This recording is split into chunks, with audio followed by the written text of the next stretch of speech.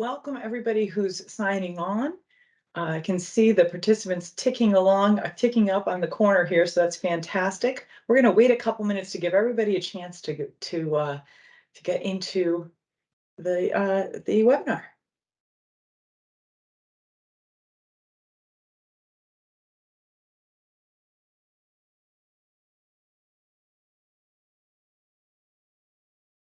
Like in the future, we should possibly each be baking a cake or something as we do it, you know, like they do on TV, where you're just in the middle of something and you're here, you have a question? Then we get cake at the end too, you know, something to think about. I don't know.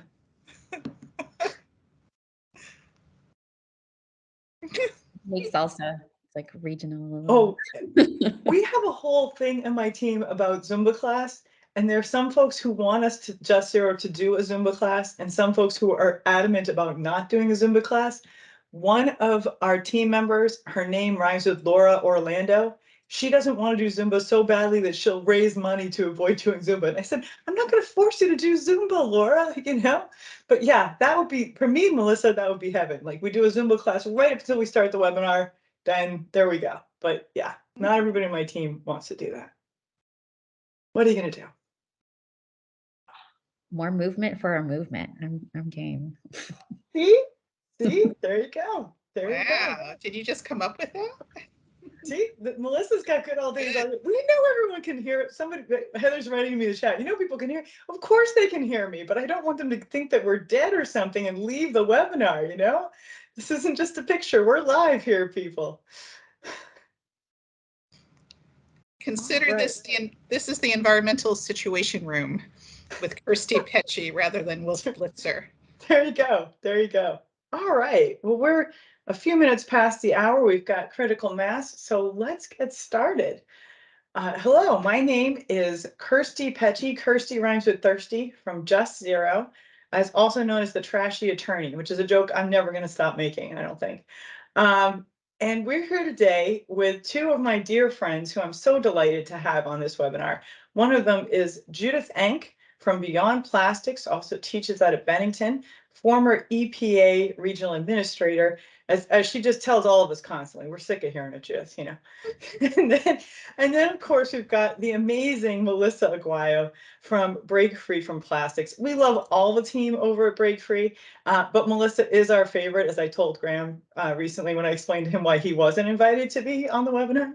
So we're so glad to have Melissa from the West Coast here with us, and so thankful that you both, who are so busy, have got time to do this with us today. We wanted to make sure that we just, first of all, just give you a quick overview of what we're doing for the webinar series. We're going to do 3 webinars.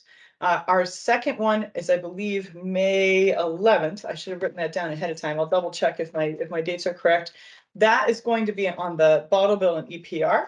And then our third webinar is going to be on chemical, with quotes, or advanced recycling, in other words, incinerators, and how crappy incinerators are. So we'll keep you in the loop and invite you all to come to the other webinars as they're pulled together. Next off, again, Kirstie Pecci, Just Zero. Just Zero is a nonprofit organization working across the country, soup to nuts, on waste issues. We work on not only landfills, incineration, but also solutions, composting, anti-plastics work, and good legislation to get things done, local programs to get things done. And I'm going to let each of our guests introduce themselves as they first speak. And then lastly, I just wanted to go through some housekeeping notes. This event is being recorded. If you're not comfortable with that, it's being recorded. Secondly, people can ask questions. We're going to leave some room for questions. Please put questions in the chat, and then one of the staff is going to gather them up and feed them to us so that we can answer as many of them as possible at the end, and also answer questions that maybe are on things that we haven't covered yet in the event. So please feel free to put your questions in the chat, and we'll answer as many as we can at the end. Okay, so first off, I wanted to set the table a little bit, because the question that I'm sure Judith and Melissa get a lot, and I get all the time, is if zero waste programs are so fantastic, if they prevent pollution and protect public health, if they save taxpayers and businesses and citizens and residents everywhere money, if they are really create as many local jobs and are more just than the solid waste system we have in place and the corporate system we have in place right now. Why hasn't it happened already? We get that all the time. Like, why haven't all these good ideas been adopted in laws and ordinances and regulations and programs across the country? And I think it's really important for folks to understand that the corporate interests in place that are benefiting from our waste system right now have fixed the game and are benefiting from the waste system to an outrageous extent. What I mean by that, and I think this is the clearest example, is that there is no more profitable business model than dig a hole in the ground, back a truck up to it, and dump trash in it. That's what landfills do. So landfill companies are going to protect that business model for as long as possible. That's really important to understand. Waste Management in their recent quarterly report said explicitly, zero waste programs, recycling, composting, cut into their bottom line. So we have to remember that that's what we're up against. The beverage companies are pumping public water, adding corn syrup to it, and putting that water in, and putting that drink in, plastic bottles that are heavily subsidized. They're making a killing out of this. So that's what the big resistance is to change. And so as we speak about these different issues, we're going to talk about plastics production and how that's a plan B for fossil fuels. We're going to talk about environmental justice in waste and plastics production and the system as a whole. And then lastly, we're going to talk about greenwashing and false solutions. Keep in mind the big corporate actors who are making a tremendous amount of money up front. I just got a note, by the way, that you should be putting the questions not in the chat, but in the Q&A. I apologize. There's a little Q&A box at the either top or bottom of your screen. Please put the questions there. So Judith, if you don't mind starting us off, first of all, tell us a little bit about Beyond Plastics, which is a fantastic organization that I am on the board of and I love them. And also about, why is this the plan B for the fossil fuel industry? Sure. Thanks, Kirstie.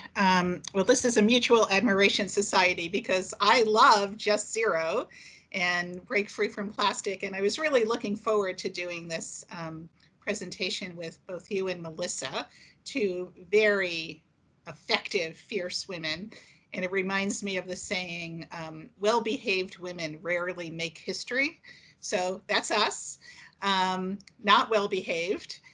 Because we're taking on the waste industry, the fossil fuel industry, the chemical industry, all at once. Beyond Plastics is an NGO that I helped establish about 5 years ago.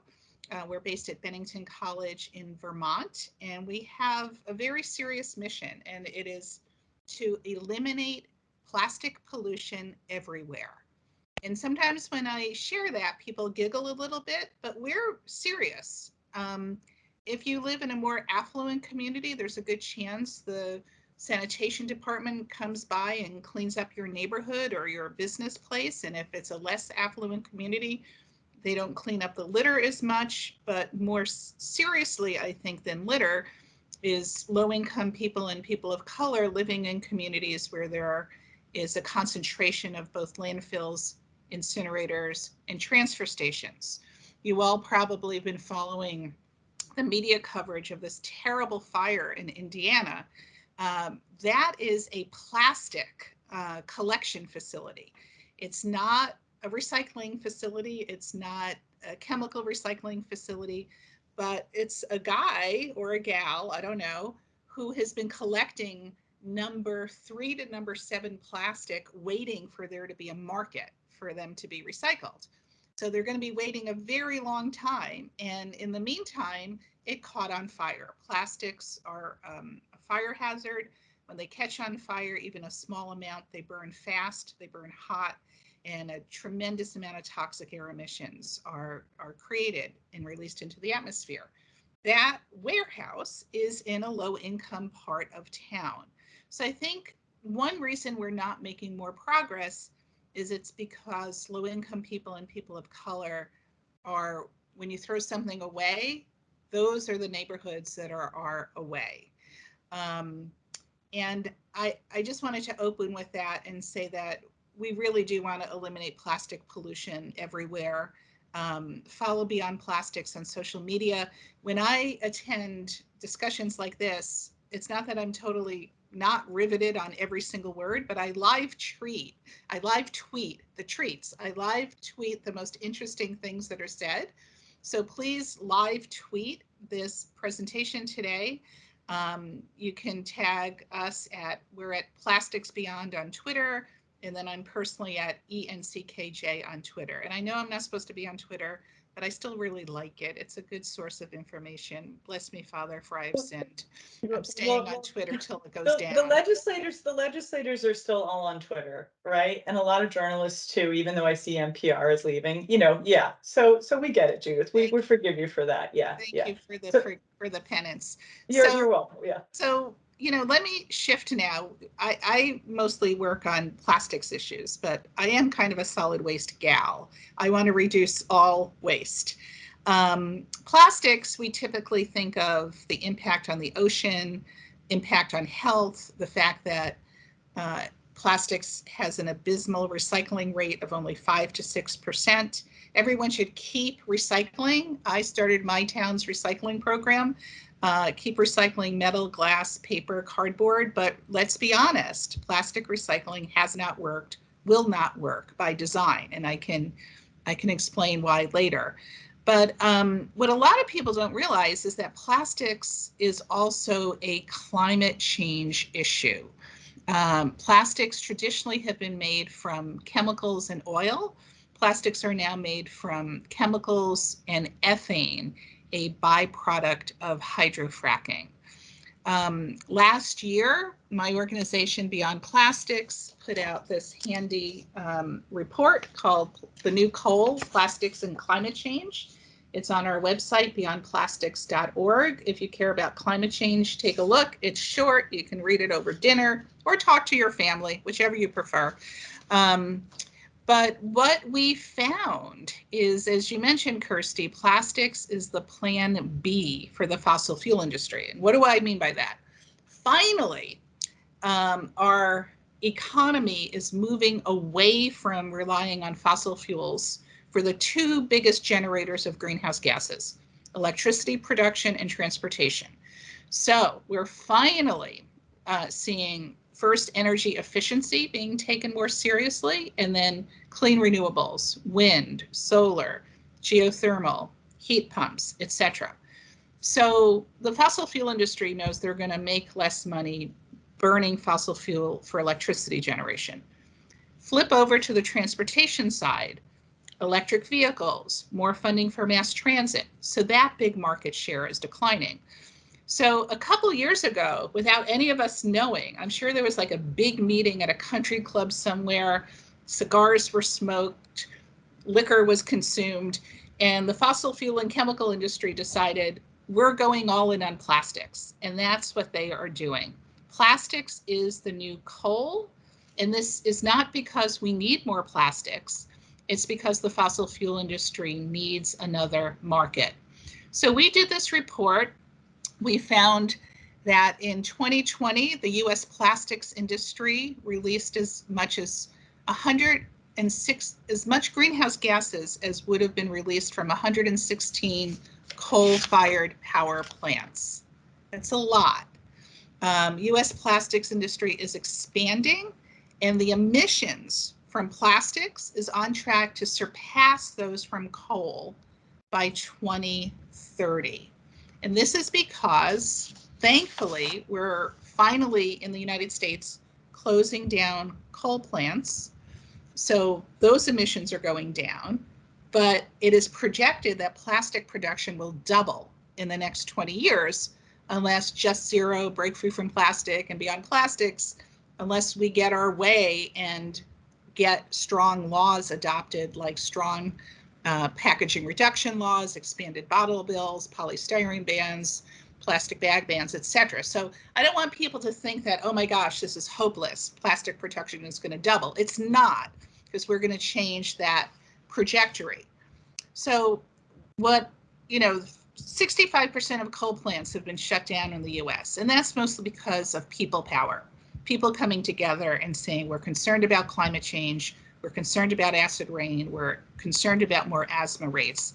So that's what we need to do on this very issue. The other thing I want to point out is that most of this plastic production is happening in Texas, Louisiana, and Appalachian states. In our report, the new Coal, Plastics, and Climate Change, we found that more than 90% of the climate pollution that the plastics industry is reporting to the EPA took place in 18 communities. So it's a small universe. These are mostly low-income communities of color in Texas and Louisiana. So the pattern continues. My final point is your zip code should not be the determining factor for your health. We all deserve clean drinking water, clean air, and a future for our children that is not compromised because of more plastics. I think I'll leave it at that. Perfect, perfect, Judith. Thank you so much. Melissa, on this, big corporations literally shoving plastics into our shopping carts and into our homes when we purchase anything online. Any thoughts on that as as plastics being the fossil fuel companies' plan B? Yeah, absolutely. I mean, I think I've seen a really exciting shift from individual behavior to really systemic change and policies. And because we know that even when you're trying to be zero waste, when you're trying to be low waste, and you go to the grocery store, it suddenly becomes this battle of like, oh gosh, what do I buy, and can I afford to buy the alternative?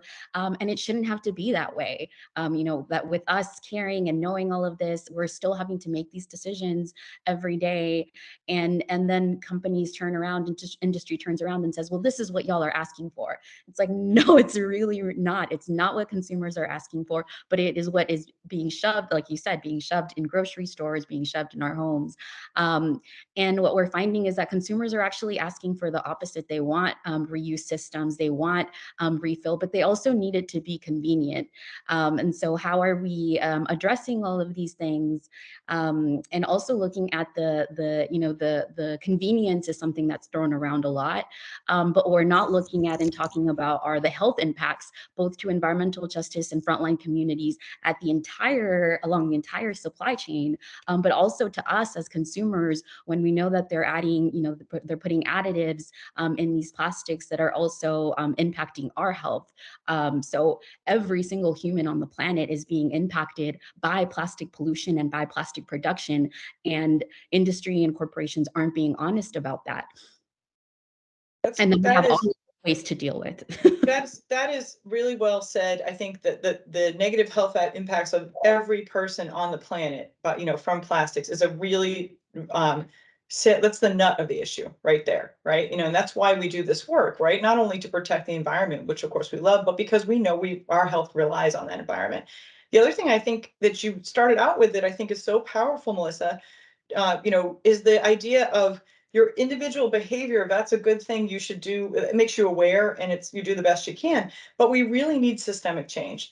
I was speaking to a really accomplished, incredible woman the other day, a scientist, and she was talking about choices in her home. And I said, it's much more impactful if you show up and testify somewhere. This is a person with incredible expertise who I admire a lot. And I was like, yeah, no, you should figure out what you're doing, when you make your food from scratch, for instance, when you don't, what you can do to minimize your plastic use is important.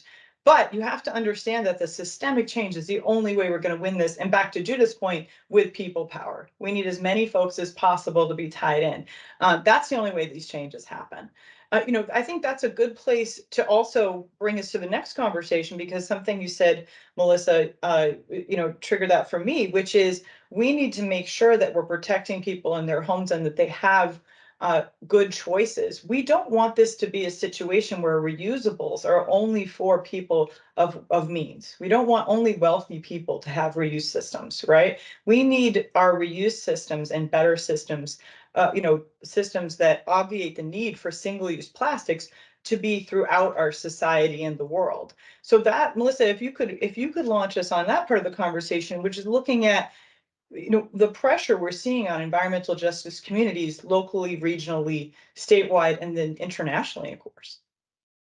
Yeah, and I think Judith started to touch on this, right, where these facilities are placed, whether it's the petrochemical industry where extraction is happening to create plastic, or where this is being manufactured, or where these are being trucked and shipped, to where they're being burned and buried. It is the same communities. It's primarily the same communities: Black, Brown, Indigenous, low-income communities, again and again, who are being sacrificed for the sake of this convenience, which, as Judith shared, is actually just an economic plan for this industry to continue to pull out and spew out this toxic material. So just to share a little bit about Break Free from Plastic, we're a global movement working to achieve a future free from plastic pollution. More than 12,000 organizations and individuals have come together to demand reductions in single-use plastics and to advocate for lasting solutions to the plastic pollution crisis. And folks came together back in 2016, really looking at plastics as a lot of the conversations had been happening around plastics in the ocean, and having plans, different countries having their different plans. And what we started realizing is that this was a global problem. We needed to have systemic solutions to this, because even when we were, touting these amazing recycling numbers, so much of it was actually getting shipped to other countries, like China, like the Philippines, Indonesia, lots of countries in the global south. And then the narrative was coming out, putting the onus on them as the top plastic polluters. How cheeky, right? To create all of this trash, send it over to them, pat ourselves on the back, and then blame them for the problem. So this was a huge environmental rights and social rights issue, tied back to plastics and how we were managing it or mismanaging it, and that it isn't a waste management problem. It's just a problem, period.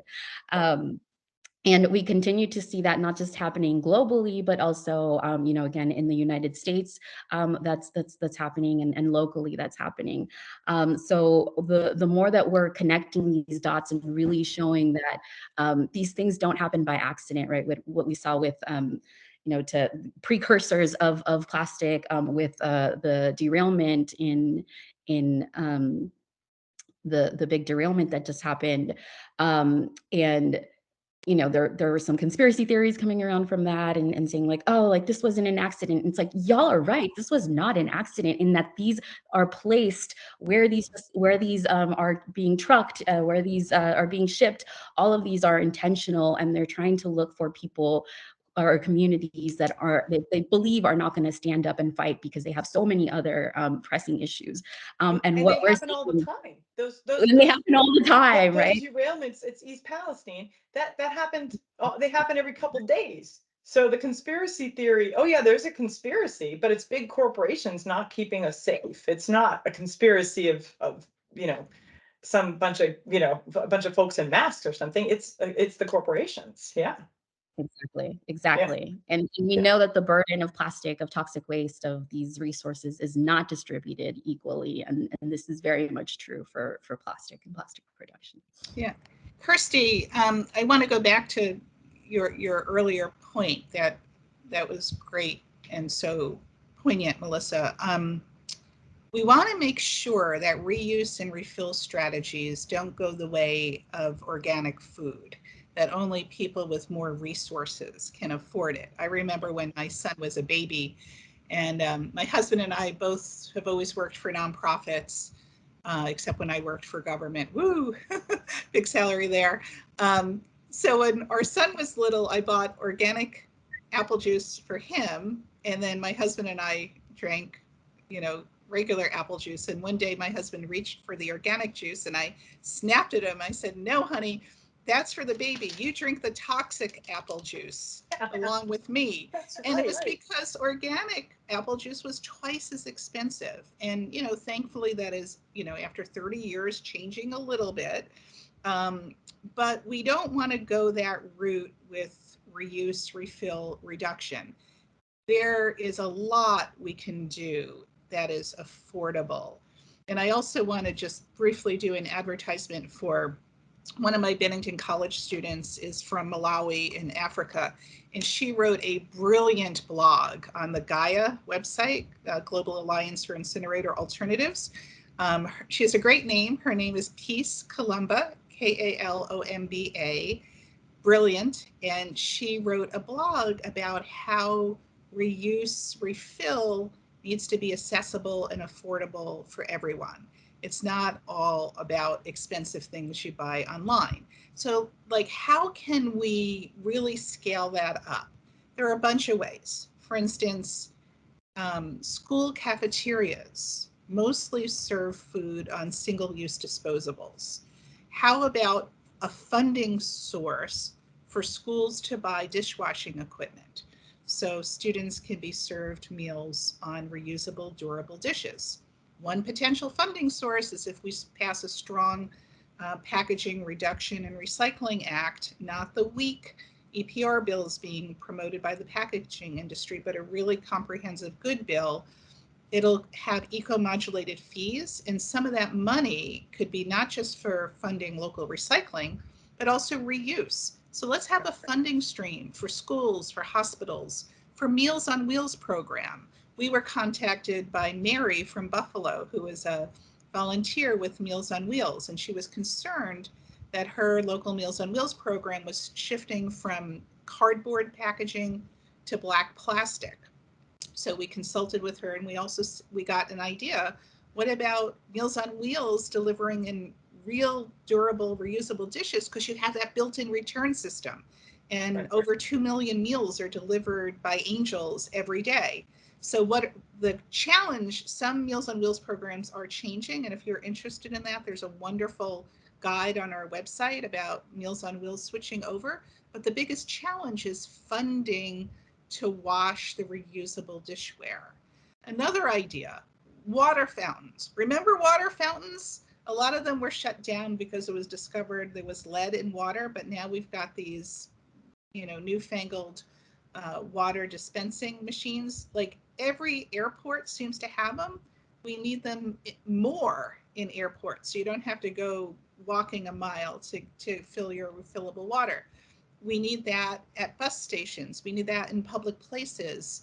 I was in Lenox, Massachusetts recently, and on the corner is a real water fountain. I could just refill my container there. And then the other thing in terms of systemic change is a couple decades ago, soda and beer came in refillable glass bottles. That changed because the industry consolidated. But how about bottle bills having provisions that a minimum amount have to be in refillables, and then you have these bottle commercial washing operations creating jobs, and those glass bottles can go around many, many, many times. So there are practical solutions that will save tax dollars. But right now, the companies that make packaging don't have any skin in the game.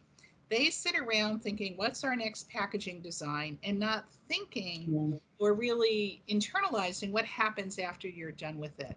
So that's why if you walk down the baby food aisle in the supermarket, which I did by mistake recently, it's all these plastic pouches of things that, first of all, you really want your kid or your grandkid sucking on plastic all day.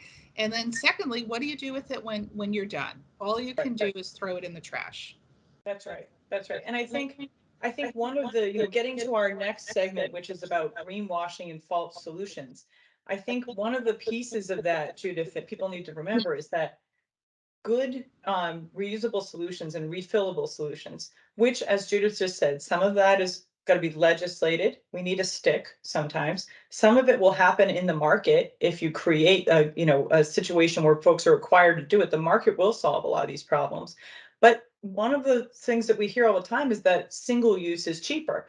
It's only cheaper if you don't include the litter cleanup cost, the city and town and individuals cost for getting rid of the trash and how much that's costing them per ton. It's only cheaper if you do those things, if you don't include that. And then also, you don't, we can't buy into this idea that plastic is safer or cleaner, which is something we heard a lot in COVID and is nonsense. If something's sterilized, as Judith said, glass bottles can be filled 40, 50 times, right?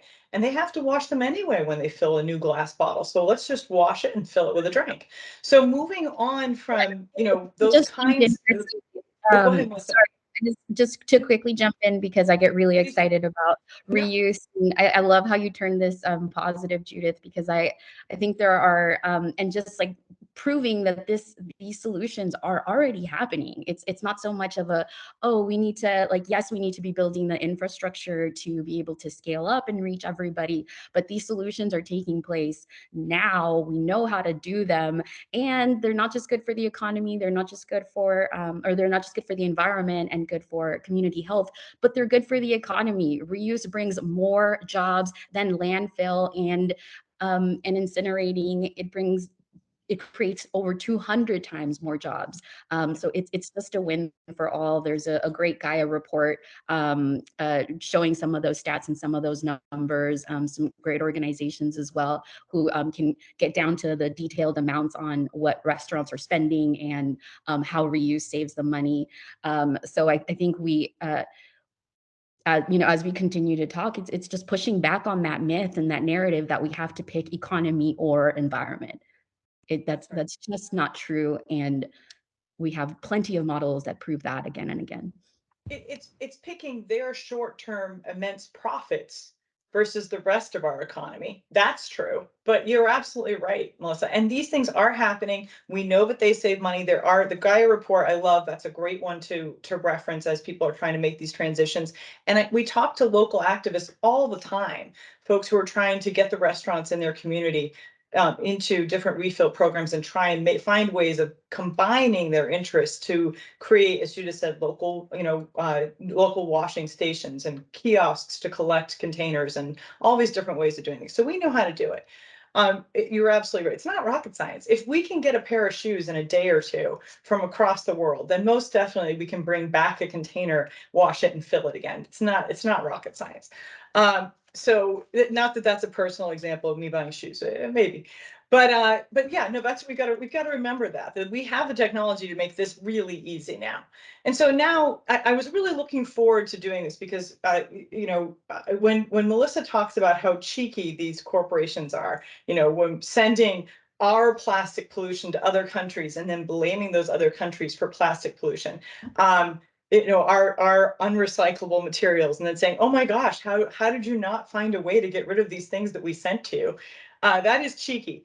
But there are a lot of examples that are even cheekier, I would say, that I think Melissa and Judith have both been exposed to, as far as the false solutions, the greenwashing that we're just hit in the face with constantly in this work. So do you want to start with that, Melissa, for this one? I know there's a lot of examples that are probably front of mind. What occurs to you for folks to be aware of when we're talking about false solutions? Oh man, I like looked at Judith's eyes and I was like, chemical recycling. Are you guys gonna fight about who gets to tear down chemical recycling? Everybody gets to. Everybody gets to. Go. Everybody gets to. I'll just like really quickly tee it up for Judith, but because I know she was the one who sounded the alarm for me and for the movement in regards to just again talking about plan Bs and greenwashing, and it started with like, oh, just put it in the bin, and expanding on this wish cycling of like just throw it in the bin and it gets recycled, when we know that very, very little of plastic is actually getting recycled. Even then, it has tremendous, it's really challenging. You lose a lot of it, lots of toxic outputs, all of that, right? So there's literally no place to send anything but 1 and 2. There's a small place in Alabama that does number 5, but there's no place, like the material recycling facilities, having reviewed the ones in Massachusetts, their reports, they're not sending out anything except for number 1, number 2, and colored number 2. Then they've got a few hundred tons of number 5. That's it. So what that means is all the rest of that is not recyclable, period. There's no place to send it. And so this away that when, you put it in the bin, you feel good. And it is continuing along with this idea of like chemical recycling, waste to energy, just always coming up with different terms to continue to allow us to use as much as they're pushing out with a proposed solution. And then by the time we figure out that we build this infrastructure out and then we figure out that it doesn't work, we're locked in. And so I'll stop there and just kick it over to Judith, because I know that you have lots more to add on this piece here. But we are seeing these facilities pop up again in the same communities, in these petrochemical corridors. It's not surprising. Yeah. Judith. About 75% of the ones that have been built, 75% are, from a report that Just Zero did this fall, Kevin Boudreaux's found that they were in EJ communities. When we use the EJ definitions from New Jersey, they're in EJ communities. This is not the same as the regular mass burn incinerators that folks like to call waste to energy, that nonsense. They're in the same places. Yeah, absolutely, Melissa. So chemical recycling is not a solution. And before I explain why, I just want to take a minute. I thought it'd be good to explain why plastics recycling has been such an abysmal failure. And why I had an article I co-authored with Jan Dell with the last beach cleanup. She's an engineer. And the title was Plastics Recycling Has Never Worked and Never Will Work. And that got a lot of attention.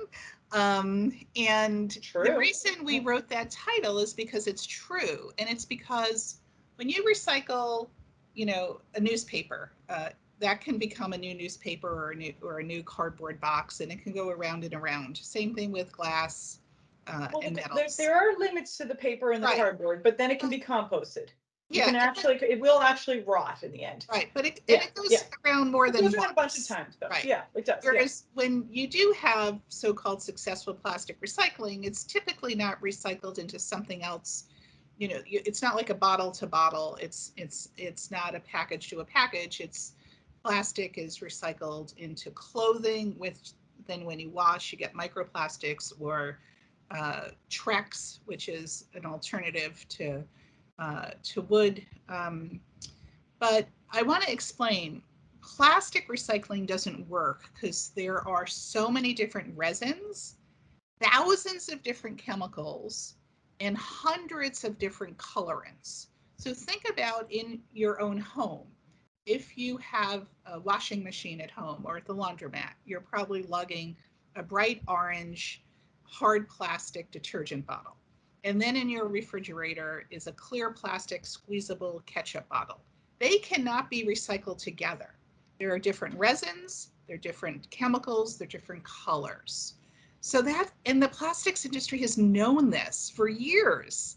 They know that, just like Exxon knew that burning fossil fuels created climate change, the plastics industry knew that because the plastic waste stream is so heterogeneous, plastic recycling isn't really going to work. But they spent millions of dollars advertising and deceiving the public.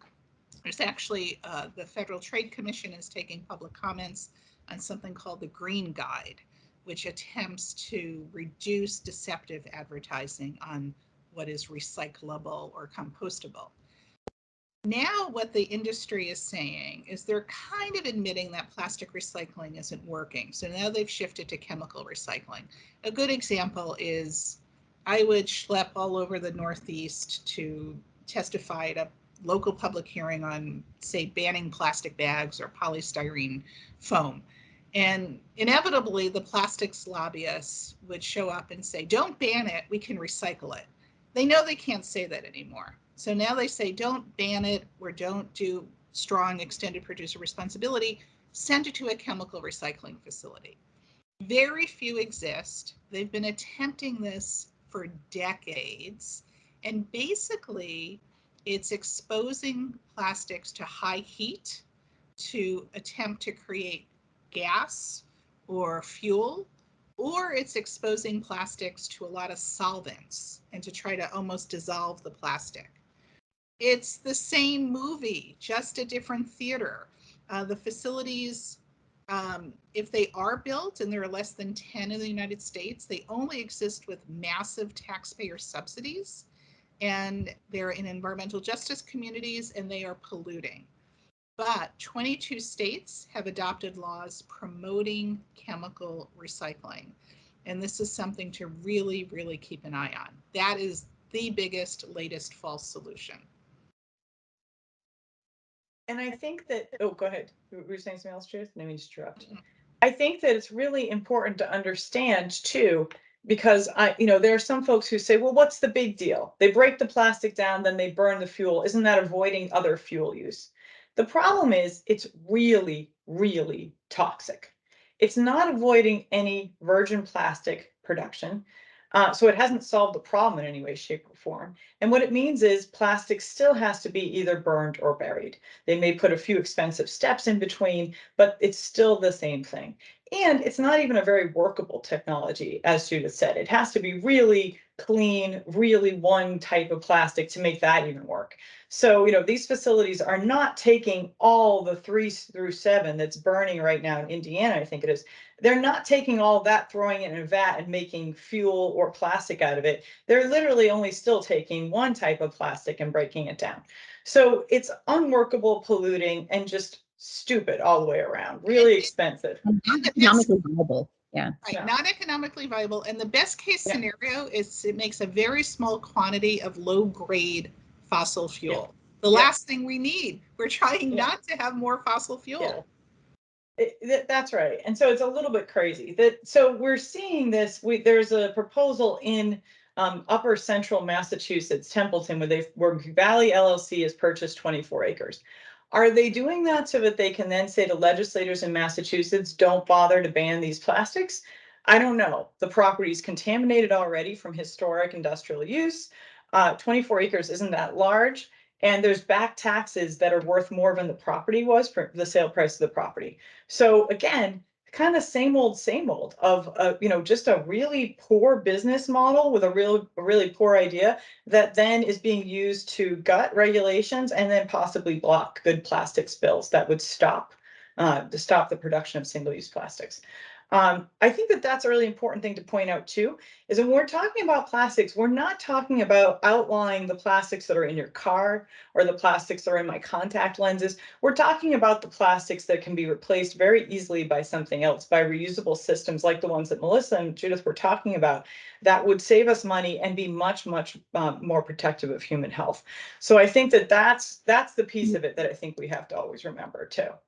And Kirstie, you said it right. It's using funding from the community. What are we investing in? Just more facilities that are continuing to poison, that are continuing to keep us locked into this, or things like reuse, remanufacturing, things that really bring jobs and conserve resources at a time where we're more aware of just how delicate some of these supply chains are, and just how that community resilience is more and more important and needed.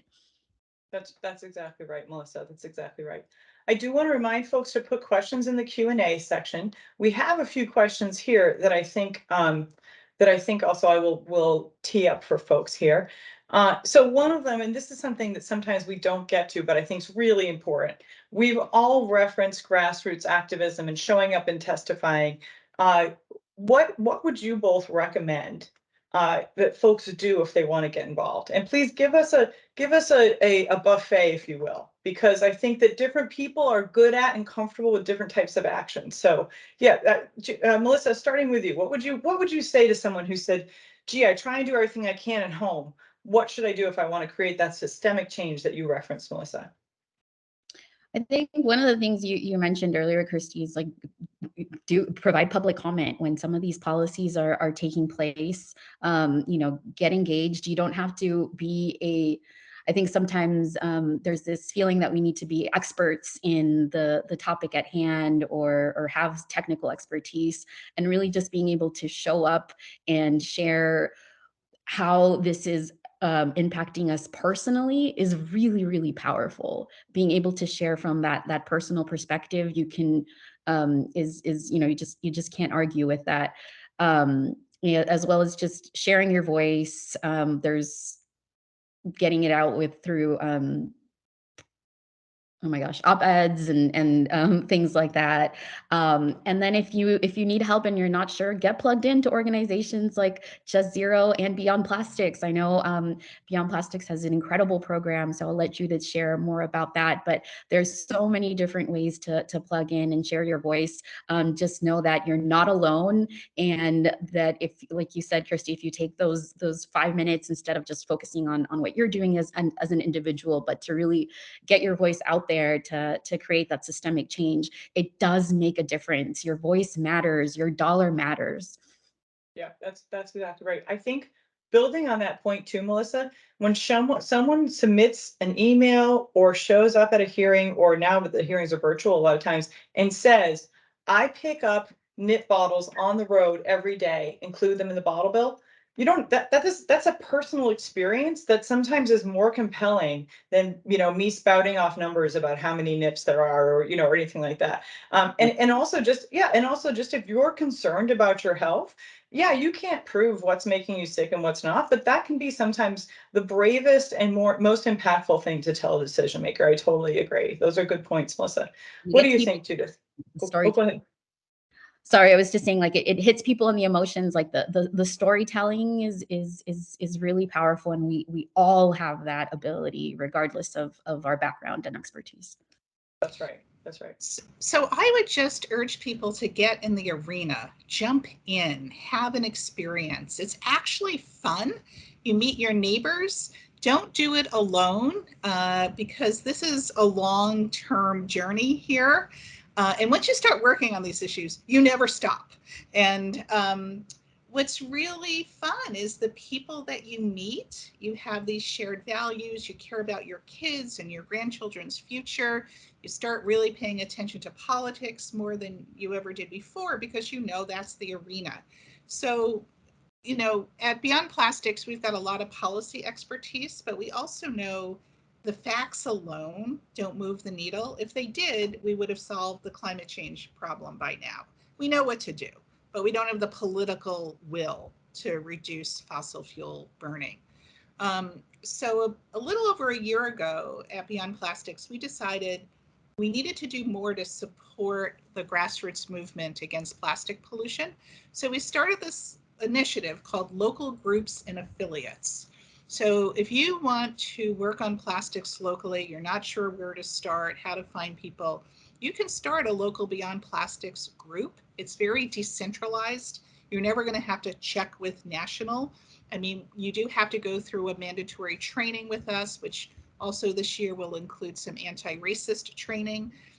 We do monthly Zooms to support people, and we give people ideas on how to tackle this locally. And more importantly, the grassroots people give us ideas on what they need support for. So we just started this about a year ago, and we have almost 90 local groups and affiliates around the country. Is that going to change the world? Eventually. So you can start a local Beyond Plastic group with 3 or more people. If you can't find 2 other people to do it with you, you're probably not going to really get much done. So that's our little screening process. Find 3 or more people. Or if you're an existing group, you don't have to start a new one. You can be an affiliate. So we've got faith groups, League of Women Voter chapters, 350.org groups as Beyond Plastic affiliates. So we've got a couple wonderful staff working on this. Info is on our webpage. We'd love to talk to you about it. We urge people to jump in locally and then climb the ladder with us. Then we're going to invite you to a statewide lobby day. For instance, if you're in New York, we're having a big advocacy lobby day and rally on May 2nd in Albany to help pass important legislation. And people are getting results, small results, big results. Really quick story. One of our followers I shouldn't, we don't have members, but followers sounds almost like a cult. You started a cult. Yeah, you started Yeah. a cult. Yeah. So, Judith will show up at your house and you'll have muffins with her, and that's how you know you're part of the cult. Yeah. So I'll just say one of our peeps went to a concert at Bethel Woods. It's where the original Woodstock was. And they wouldn't let her bring in her refillable container, and they were only selling water on a hot day in plastic bottles. She was outraged. So she contacted us and we did a little consulting. She launched this grassroots campaign, and guess what? Bethel Woods recently announced they're getting rid of single-use plastic water bottles. They're installing water refill stations so people can bring their refillable bottles.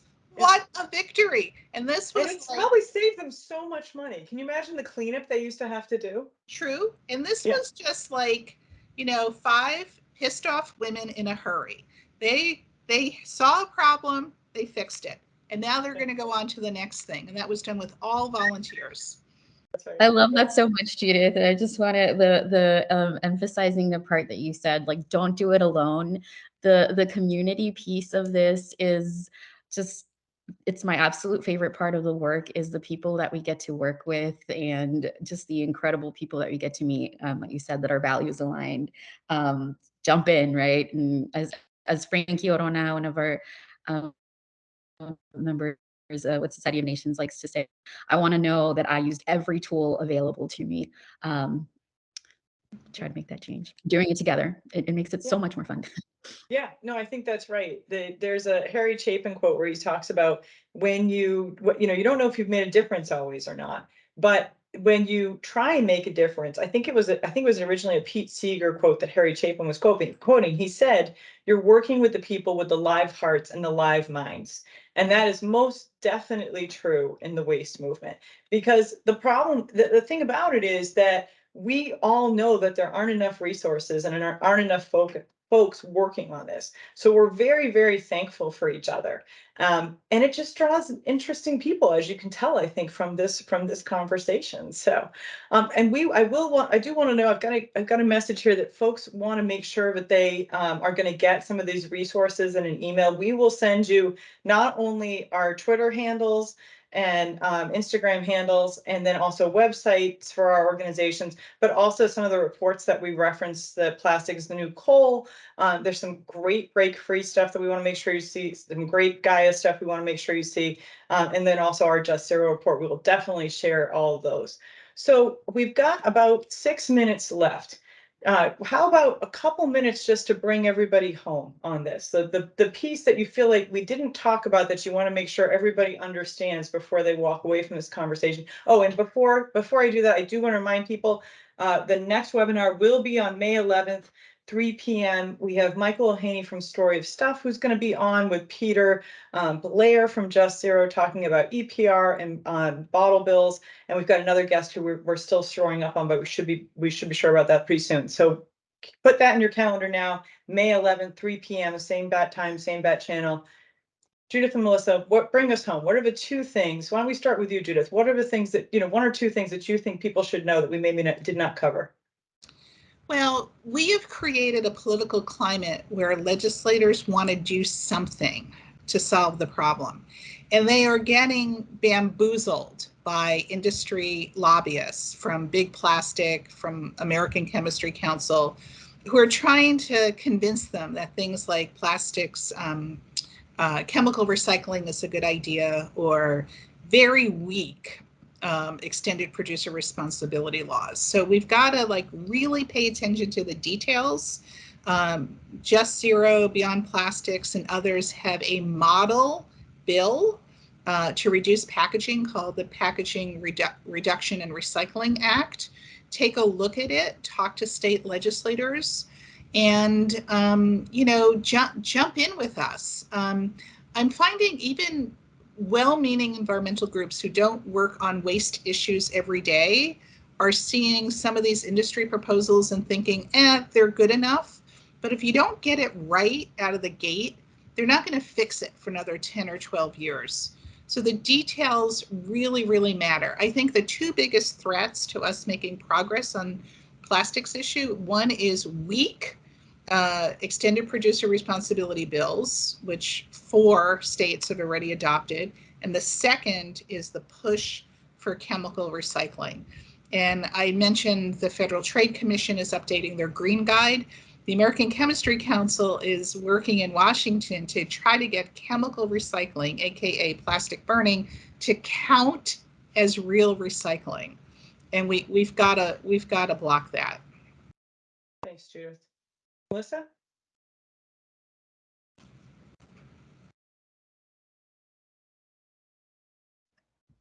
Sorry, I had an unmuting issue. Yeah, just recapping that, not something that we didn't share, but just that plastics are a health and human rights violation. And as we work towards a zero waste society, that it needs to be, we know that there is no way, as we push for not in our backyard, it's not anywhere, not in anyone's backyard. And we know that the real answer. Let's push on real solutions, turn the tap, solutions that work for our planet, our pockets, and all people. Things like reuse, refill, etc. Keeping it in the ground, turning off that tap together, and having as much fun as possible. I think that's right. I think that's right, Melissa. Definitely the fun part. And I will say too, I know that plastics are not everybody's jam. So, as Judith said, the trash.